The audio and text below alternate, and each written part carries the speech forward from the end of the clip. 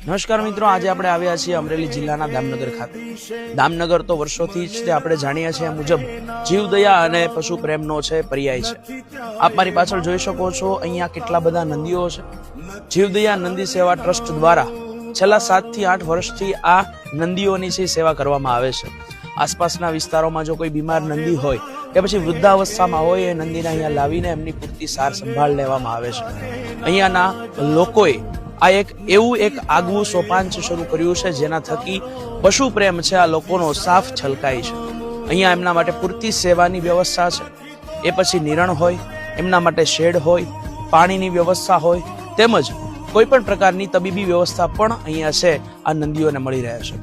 જો આપ પણ આવી સરસ મજાની પશુ પ્રેમ ધરાવતા હોય અને આવી જ સરસ મજાની જીવદયાનું કામ કરવા માંગતા હોય તો ખાસ કરીને નીચે સ્ક્રીન પર જે નંબર આપ્યા છે એમાં સંપર્ક કરીને આજે આપ છે એ આ નંદીઓ સાથે છે એ સેવામાં જોડાઈ શકો છો.